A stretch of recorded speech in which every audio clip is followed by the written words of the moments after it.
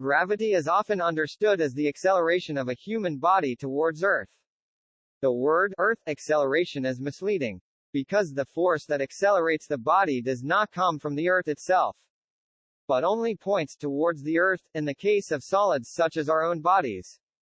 In the case of gases, such as helium, it points away from Earth, and is therefore accelerated upwards from a human perspective. For this force a constant has been introduced in science, because this force is almost the same over large parts of the Earth. The reason why it varies is dependent on the local air pressure, which in turn changes due to temperature, which is due to thermodynamics. Hot air rises, cold air pushes down. In warmer regions where the air pushes upwards, the acceleration of a falling body towards the Earth is slowed down, because the uprise of hot air creates an uptrend, which birds and paragliders make use of. That thermodynamic difference according to location results in a minimal measurable difference in gravity. However, since this difference is hardly relevant, a constant was agreed upon to make general calculations easier.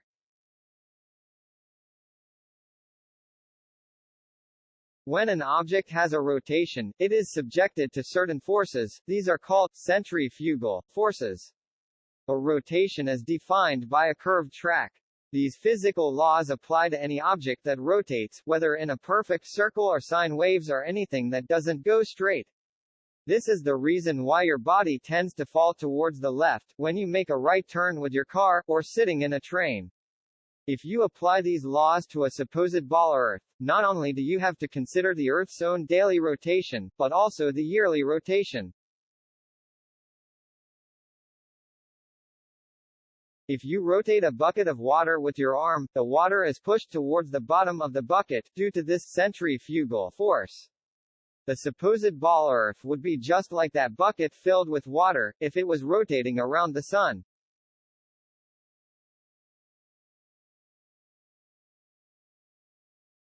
Looking from above the North Pole, the equator spins counterclockwise at about 1670 kilometers per hour. Relative to the Sun, Earth orbits counterclockwise at 108,000 kilometers per hour, along a path tilted 23.4 degrees to its spin. Within our local neighborhood of stars, our entire solar system is drifting 70,000 kilometers per hour, roughly in the direction of the bright star Vega in the constellation of Lyra. And our solar system is part of a giant galaxy called the Milky Way. On a plane tilted about 60 degrees, approximately like the windshield of a car, looking from above Earth's North Pole, our entire solar system races clockwise around the galactic center at about 792,000 kilometers per hour. Our whole galaxy is also moving through the universe. We know this because when the universe was very young, it was so hot, electrons and protons jumped around, and photons of light scattered constantly.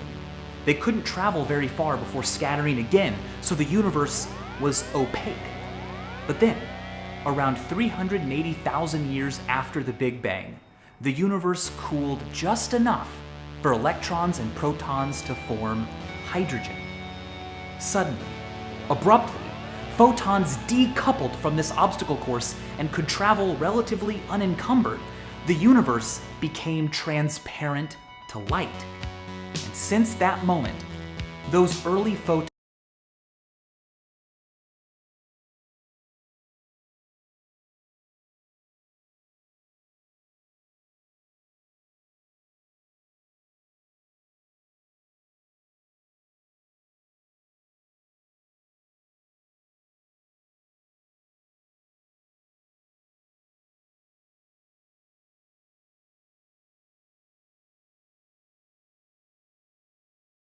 all this nonsense they spout that nobody can ever prove, but as long as there are some nice visual animations to it, and a great storyline, I can see why so many people fall away.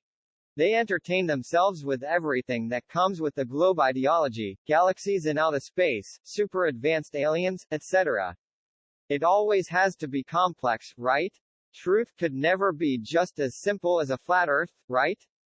Well, truth is simple, right in your face, yet so hard to see. While the creation of God will always remain a mystery to men, the perceived truth is simple, but people fall in love with the complexities that they were taught within school, indulging in those, taking this insanity further and further. This insanity of a ball Earth that has absolutely no relation to the perceived reality anymore, that everyone could perceive, but they aren't using their eyes, they are using what has been put into their minds for years and years since childhood. Sometimes people are fascinated about balls howling through space. A flat Earth seems boring, and that is what makes them stay in their dream worlds, unfortunately, rather than turning back to God's truth. So after all the fake globe imagery, I'll show you the image of truth, the image of God, as it stands, firmly, immovable, and beautiful. So here is a little animation I found to counter all of this insanity of a ball Earth.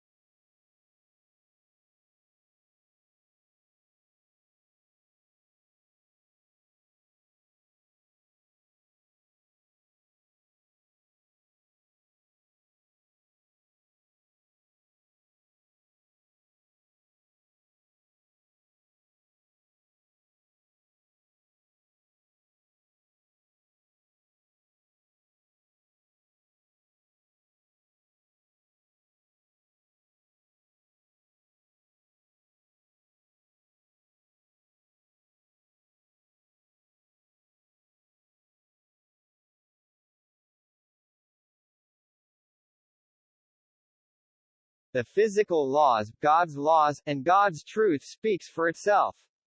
There is no man on earth who ever witnessed the consequences of such a supposed daily and yearly rotation. Open your eyes. God gave you eyes to see. Look with your eyes and see. Do not just rely on the information that was put into your head from day one of mandatory school, and all the way through life, such as TV programming. May that apple fall onto your head and wake you up.